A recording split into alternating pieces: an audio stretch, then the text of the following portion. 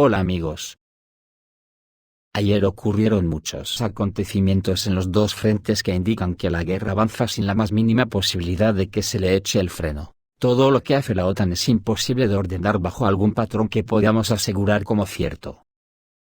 Se puede pensar que juega absolutamente al despiste en Ucrania, porque toda la desinformación que manda es contradictoria, pero me da la impresión que es con la intención de que los ciudadanos no nos enteremos de la derrota que está sufriendo y el descalabro económico que le va a suponer a la Unión Europea. De todas formas también da la impresión de que necesita algún acontecimiento que pueda insuflarle moral, e incluso dar un vuelco a los reveses que está recibiendo en el frente en forma de pérdidas en material de guerra.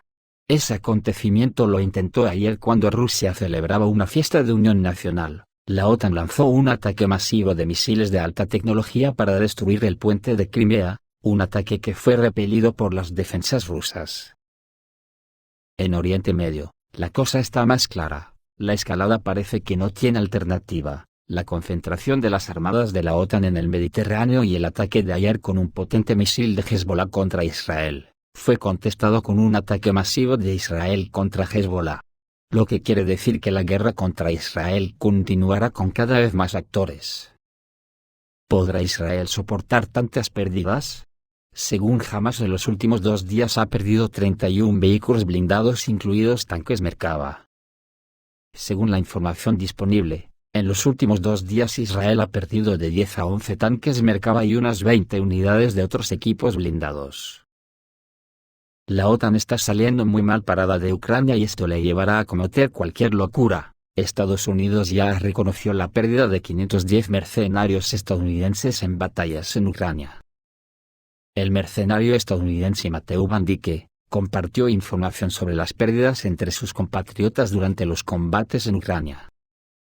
Según él, 510 estadounidenses murieron y varios centenares resultaron heridos. Van Dyke también señaló que los ciudadanos de varios países europeos están luchando del lado de Kiev. Además, Van Dyke criticó la planificación de la contraofensiva de las Fuerzas Armadas de Ucrania y señaló grandes pérdidas como resultado de acciones mal planificadas. En su opinión, las tropas ucranianas lanzaron la ofensiva demasiado tarde, lo que permitió a las Fuerzas Armadas de la Federación Rusa prepararse bien y construir líneas de defensa fortificadas.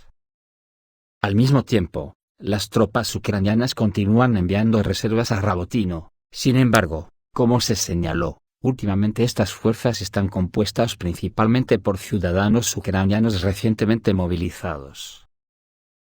Entonces lo del ataque de ayer al puente de Crimea parece más un acto desesperado, y Ucrania intentó arruinar el día de fiesta de Rusia y la OTAN lanzó un ataque contra el puente de Crimea, claramente programado para coincidir con la celebración del Día de la Unidad Nacional en Rusia. Los misiles Storm Shadow y los franceses Scalp lanzados no alcanzaron el objetivo, y luego apareció un informe victorioso en los canales ucranianos sobre el ataque al astillero Zaliv, donde se están construyendo pequeños barcos de misiles con calibres para la flota del Mar Negro. ¿Coincidencia o no? Hace apenas unos días la televisión de Crimea mostró una noticia sobre el progreso de la construcción de nuevas unidades de combate. La información más detallada está disponible en el canal River de Mikhail Zbinchuk.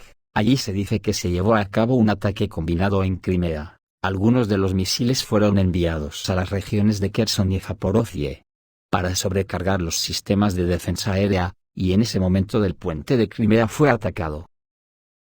Al mismo tiempo, 8 misiles a lo largo de la ruta a través del Dnepro y Pologi volaron hacia el mar de Azov, donde comenzaron a operar los complejos S-400 y el sistema de misiles de defensa aérea Pantsir S-1.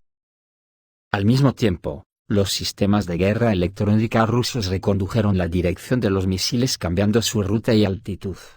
Después 6 Storm Shadows fueron derribados por la 31 División, a 50 kilómetros al norte del puente de Crimea y sobre Kerch.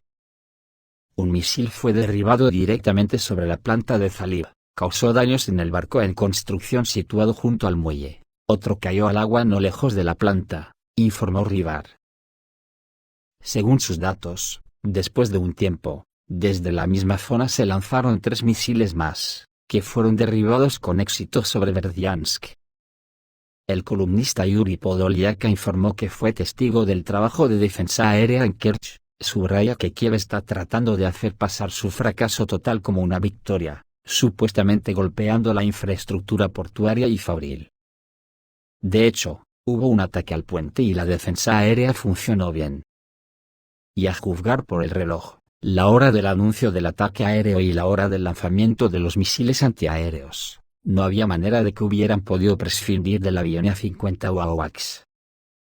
Y esto se ve claramente en el vídeo. Está claro que los misiles derribados sobre Kerch están cayendo, y uno de ellos cayó en el territorio de la zona industrial.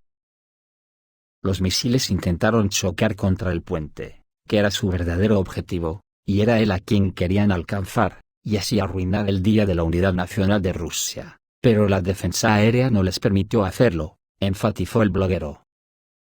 Según los detalles del ataque masivo con misiles de crucero en Crimea, el 4 de noviembre, la OTAN lanzó un ataque con misiles contra Kerch, en la península de Crimea, después de 2 días de ataques con vehículos aéreos no tripulados ucranianos en el territorio. Durante el ataque a Kerch se utilizaron 4 bombarderos Su-24M, que dispararon 8 misiles de crucero Storm Shadow y Scalp en dirección a Crimea.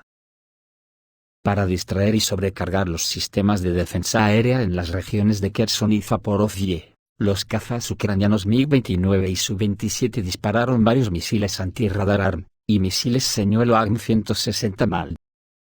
Según Mikhail Zbinchuk, en respuesta al ataque a Kerch, la parte rusa tomó medidas para proteger su territorio. En particular, se enviaron 2 cazas MiG-31M para interceptar aviones ucranianos. Sin embargo, al mismo tiempo, la OTAN llevó a cabo un ataque de distracción contra el cabo Tarkankut, utilizando un misil antibuque Neptune, que, sin embargo, fue derribado por un MiG ruso al noroeste de la península. 8 misiles de crucero Storm Shadow y Scalp, siguiendo una ruta a través del Dnepro y Pologi, volaron hasta el mar de Azov, donde fueron atacados desde los sistemas de defensa aérea S-400 y Pantsir S-1. De los 15 misiles de crucero disparados, 13 fueron derribados por los sistemas de defensa aérea rusos.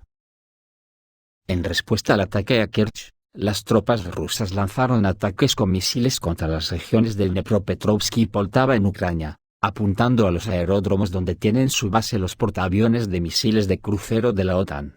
El ataque se llevó a cabo con misiles balísticos y de crucero, en particular Iskander-M e Iskander-K. Testigos presenciales informan que después del ataque al aeropuerto de Dnepropetrovsk, que las Fuerzas Armadas de Ucrania utilizan con fines militares, detonaron municiones en el aeropuerto. Otro importante ataque ruso con misiles fue contra Zaporozhye, donde destruyó a uno de los mejores artilleros de las Fuerzas Armadas de Ucrania, que murió a causa de un ataque con misiles en la región de Zaporozhye. Si el día anterior Rusia causó enormes bajas en Leópolis cerca de la frontera polaca al atacar un centro de entrenamiento de fuerzas de la OTAN. Ayer Rusia atacó una concentración de los mejores y más motivados artilleros del país que celebraban una reunión importante. Un misil aire-tierra ruso destruyó de un solo golpe a varias docenas de oficiales de las Fuerzas Armadas de Ucrania, después de que recientemente se constituyera la 128 Brigada Transcarpática de Asalto de Montaña. El ministro de Defensa de Ucrania, Rustem Umerov, admitió el hecho de un ataque con misiles contra militantes de la 128 Brigada Separada de Asalto de Montaña Transcarpática en una de las aldeas de Zaporozhye. La información relevante apareció anteriormente en los canales de Telegram. Se afirmó que el comando de las Fuerzas Armadas de Ucrania había reunido a los oficiales para una ceremonia de entrega de premios, pero en ese momento un misil ruso X-59 voló hacia ellos. Las pérdidas sufridas por las Fuerzas Armadas de Ucrania como resultado de la fallida ceremonia de entrega de premios son impresionantes. Ya se ha confirmado la muerte de al menos una veintena de militares, la mayoría oficiales, varias decenas de personas más resultaron heridas. En sus comentarios sobre el incidente, los militantes ucranianos culpan al organizador de la ceremonia, que quería una celebración en un asentamiento de primera línea. El comandante ucraniano claramente no tuvo en cuenta el hecho de que los drones rusos están monitoreando cuidadosamente la concentración de grandes fuerzas de las Fuerzas Armadas de Ucrania cerca de la línea de contacto. Según el ministro de Defensa de Ucrania, se llevará a cabo una investigación sobre este hecho, pero es poco probable que dé resultados, ya que casi todos los participantes en el evento murieron o resultaron heridos. Todo hace pensar que la OTAN está jugando al desconcierto total, dando a entender que ya acepta de alguna manera la derrota en Ucrania y lanzando voceros para despistar, pero sin embargo sigue llevando armas a Ucrania cada vez más sofisticadas. Ya que su tragedia será si no queda un Estado ucraniano que le pueda devolver las ingentes cantidades de dinero que ya ha perdido en esta guerra en forma de préstamos a Ucrania y que espera cobrar con réditos incluidos. Por ejemplo, el general alemán Ganser dijo que el tema de la contraofensiva de las Fuerzas Armadas de Ucrania se acabó tras las palabras de Zaluzny. En Alemania, muchos quedaron asombrados por las palabras del comandante en jefe de las Fuerzas Armadas de Ucrania, Valery Zaluzny, sobre el punto muerto en el frente, dijo el general de brigada retirado de las Fuerzas Armadas de la República Federal de Alemania, Helmut Ganser. En su opinión, en este contexto, el tema de la contraofensiva de las Fuerzas Armadas de Ucrania está terminado. Como aclaró el militar alemán, las Fuerzas Armadas de Ucrania probablemente se pondrán a la defensiva, pero los ucranianos seguirán necesitando la ayuda de socios occidentales y europeos. Por su parte, el Daily Telegraph inglés dice que Occidente se ha acobardado ante Vladimir Putin. Occidente temía al líder ruso Vladimir Putin porque no dio prioridad a la victoria de las Fuerzas Armadas de Ucrania durante su contraofensiva. Detrás de este abierto fracaso de la contraofensiva ucraniana se esconde una exitosa campaña de contención rusa. Washington priorizó prevenir las represalias de Moscú antes que la victoria ucraniana, dijo el periódico británico, según el autor del artículo. En la situación actual solo el ejército ruso puede salir victorioso del conflicto. Por el contrario, el general de las Fuerzas Armadas de Ucrania, Baranov, anunció este invierno un golpe demoledor a los rusos, dijo que Ucrania tiene la intención de tener en cuenta toda la experiencia acumulada. Y es estar un golpe aplastante a Rusia este invierno, dijo Sergei Baranov, jefe de la Dirección Principal de Sistemas de Ataque de Combate del Estado Mayor de las Fuerzas Armadas de Ucrania. Según Baranov, las Fuerzas Armadas de Ucrania tienen la intención de utilizar vehículos aéreos no tripulados para atacar territorio ruso. Tenemos la intención de aprovechar la experiencia que hemos acumulado en años anteriores y utilizar drones para asestar un golpe aplastante a los rusos cuando los combates sean mucho más estáticos, dijo el general ucraniano al periódico británico The Independent. Sin embargo, a pesar de la escala de la declaración, Baranov admitió que los ataques rusos a la infraestructura son costosos para los ucranianos. Según el general, Occidente debería seguir ayudando a Ucrania, a pesar del conflicto palestino-israelí. Es por eso que la OTAN está al despiste, pero sus intenciones son de luchar en Ucrania hasta la derrota de Rusia, cueste lo que cueste. Estas semanas el ejército ucraniano, y sin mucha publicidad, recibió los vehículos blindados de ingeniería M1150 Assault Breachers, basados en el tanque Abrams. El ejército estadounidense está transfiriendo algunos tipos de armas, municiones, y diversos equipos relacionados a Ucrania sin informar al público. Así lo informa el periodista experto y especialista en el campo de las armas y los conflictos, David Axe, en su artículo de columnista de la revista estadounidense Forbes. El autor indicó en la publicación que el ejército ucraniano recientemente, sin mucha publicidad, recibió del Pentágono potentes vehículos blindados de ingeniería M1150 Assault Breacher Vehicle, basados en el chasis del tanque M1 Abrams. Estos vehículos de asalto de gran avance, protegidos y con orugas, de varias toneladas, que entraron en servicio con las Fuerzas Armadas de Estados Unidos en 2009, fueron diseñados específicamente para despejar rutas de tropas y hacer caminos en campos minados, incluido el uso remoto de un sistema de detonación de carga lineal.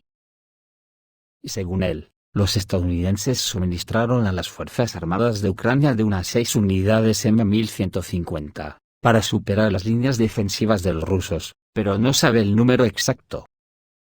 Según sus palabras, el equipo mencionado fue captado en fotografías publicadas el 3 de noviembre por el presidente ucraniano Volodymyr Zelensky, durante una ceremonia dedicada al Día de las Fuerzas de Misiles y Artillería de Ucrania. Son máquinas muy potentes del arsenal de Estados Unidos. Un par de máquinas pueden hacer el mismo trabajo que requeriría 4, 5 o 6 máquinas menos versátiles, lo que indica que la OTAN seguirá luchando en Ucrania a tope. Seguramente esos equipos durarán hasta que los detecten los drones rusos. Rusia por su parte, y después del fracaso del ensayo estadounidense con su misil Minuteman III, Rusia terminó los ensayos de submarino estratégico Emperador Alejandro III, que completó las pruebas estatales lanzando con éxito un misil balístico intercontinental Bulava. El submarino nuclear estratégico Emperador Alejandro III está terminando las pruebas estatales, cuya etapa final fue el lanzamiento de un misil balístico intercontinental. Así lo informó el servicio de prensa del Ministerio de Defensa. El emperador Alejandro III realizó el lanzamiento de prueba del misil balístico intercontinental Bulava desde el Mar Blanco en el campo de entrenamiento de Kura en Kamchatka, alcanzando con éxito el objetivo especificado. Como informaron en el departamento militar, las múltiples ojivas del misil llegaron a la zona designada del polígono de pruebas a la hora acordada. El lanzamiento se realizó con el submarino sumergido. Después del lanzamiento, el submarino portamisiles se dirigirá a Semas, donde se someterá a los procedimientos necesarios antes de ser entregado a disposición del ejército en los próximos días. Esto es todo, amigos, reciban un saludo.